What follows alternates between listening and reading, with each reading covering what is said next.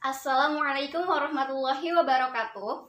Perkenalkan, nama saya Cahyaningsih Nur Nafia dari Biologi A semester 4. Di sini saya akan melaksanakan praktikum mikrobiologi, yaitu fermentasi pembuatan dari kimchi.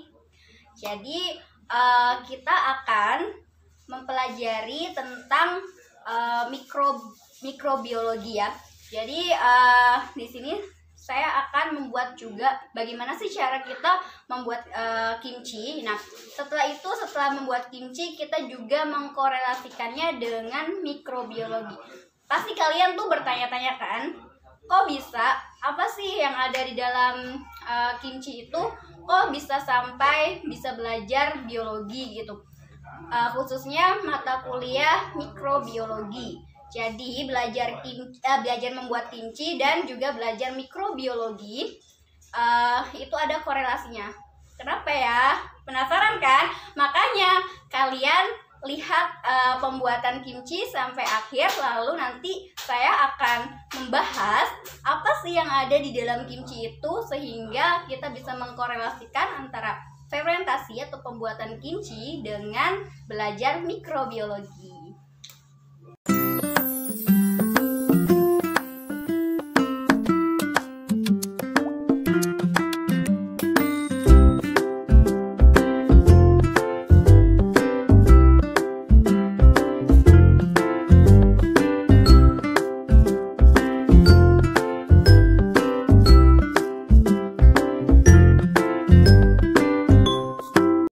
Melumuri sawi yang sudah dipotong-potong tadi dengan garam. Lalu kita aduk-aduk, lumurinya secukupnya sampai merata.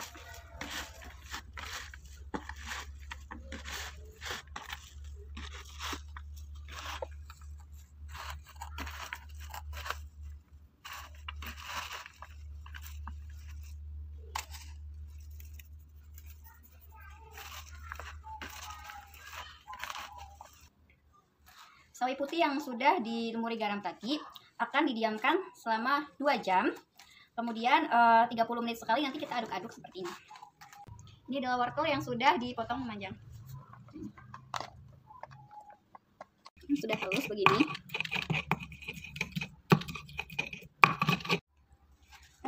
Ini air hangat. Nah, kita akan kenalin lagi, tapi jangan besar-besar. Dan setelah itu kita akan masukkan 2 sendok tepung beras tadi yang sudah diukur ya dokter.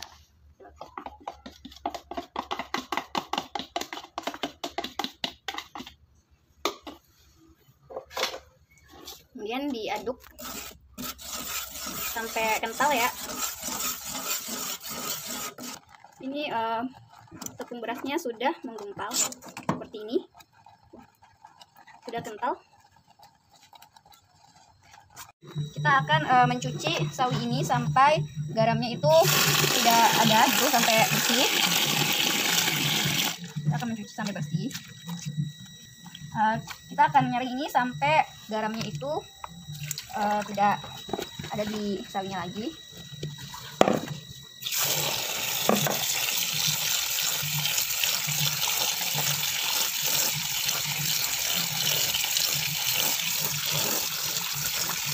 Kemudian kita akan membuat bumbu dari kimchinya. Ini tadi tepung beras yang sudah kental tadi kita masukkan ini.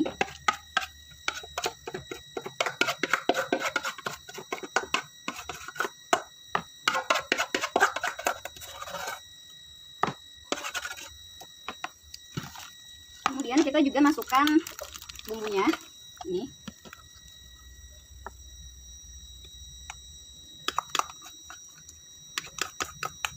Ini kita masukkan, lalu kita masukkan juga bon cabenya.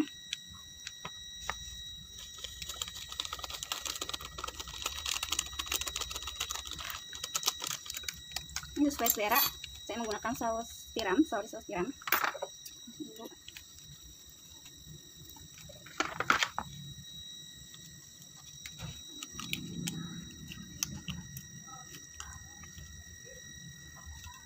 Kita aduk sampai merata. Kemudian kita tambahkan 1 sendok gula pasir.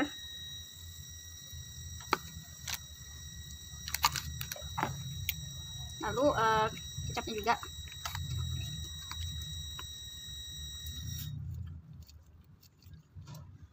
Ini kecap asin.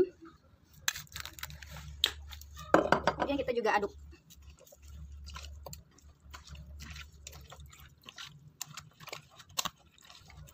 Aduk sampai semuanya merata. Kemudian kita masukkan wortel yang sudah dipotong-potong tadi ke dalam bumbu. Ini kita aduk lagi seperti ini sampai rata.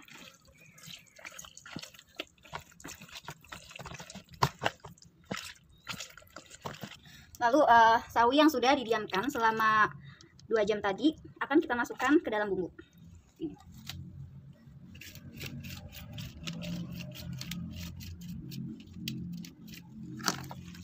Dan kita aduk-aduk lagi sampai merata.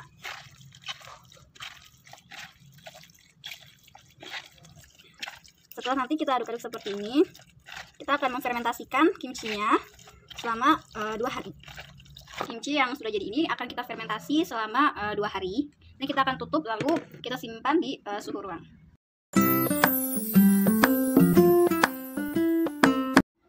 Di sini ada kimchi. Selama 48 jam saya akan mencobanya. Coba dilihat seperti ini. Jadi aromanya itu, aroma bawangnya itu menyengat banget. Terus ya menyengat banget aroma bawangnya. Terus juga kita lihat ya, ini rasanya juga asam nih, kita lihat.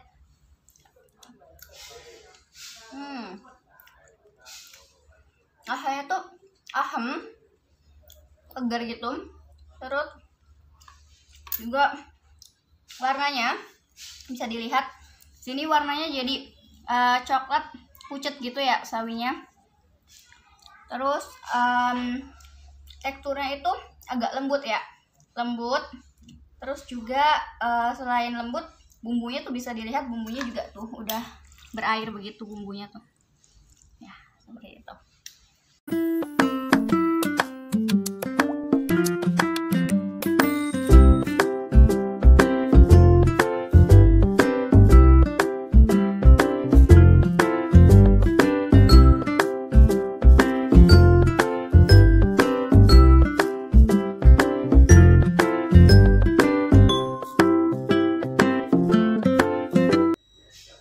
Baik teman-teman, di sini saya akan membahas pembuatan kimchi beserta peran mikrobanya.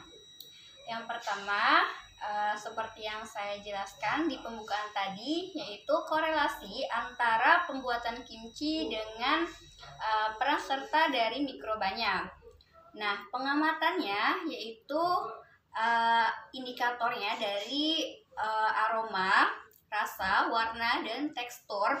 Nah, di sini pengamatannya itu selama 0 jam, yaitu si kimchinya itu baru saja selesai dibuat, lalu selama 24 jam dan 48 jam. Nah, kita mengamati itu.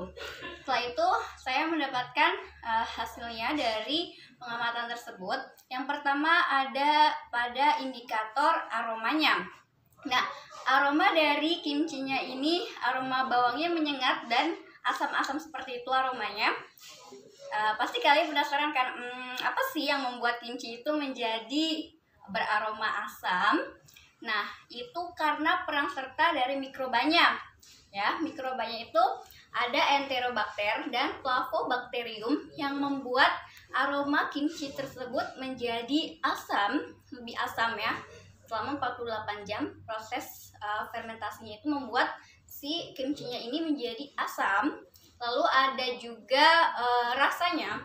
Kok bisa sih rasanya semakin hari ya, selama 2 hari 48 jam kok bisa ya jadinya kimchinya itu rasanya asam? Itu karena ada bakteri halofilik yang menghasilkan senyawa volatil, yaitu ada 1 propanol, 2 metilpropanol, dan benzaldehid yang membuat rasa kimchinya ini menjadi asam. Lalu indikator yang ketiga ada warnanya. Jadi perubahan pH juga mempengaruhi perubahan warna. Nah, warnanya kok jadi coklat ya, coklat pucat begitu si kimchinya ini, sawinya. Itu dikarenakan adanya mikroba juga di situ. Nah, mikrobanya ini ada yang kurang toleran terhadap asam, ada yang toleran terhadap asam. Yang kurang tolerannya ini ada dari Leuconostoc mesenteroides dan Lactobacillus lactis. Sedangkan yang toleran terhadap asam ada Lactobacillus plantarum dan Lactobacillus casei. Nah, lalu pengamatan terakhir itu teksturnya, indikator tekstur. Tekstur dari kimchinya ini menjadi sangat lunak dan juga bumbunya berair. Kok bisa sih kenapa ya kimchinya jadi lunak, yang tadinya kan keras itu sawi putihnya kenapa jadi lunak? Itu karena dipengaruhi oleh konsentrasi garam. Nah, penyerapan garamnya itu ke sel-sel ya, ke sel-sel yang ada di sawi putih, yang mengakibatkan sawi putihnya itu menjadi lebih lunak. Lalu ada bumbunya ya yang mencair juga, itu juga karena konsentrasi garam penyerapannya. Lalu ada juga peran serta dari mikroorganisme. Seperti itu yang bisa saya sampaikan. Semoga bisa bermanfaat bagi kita semua.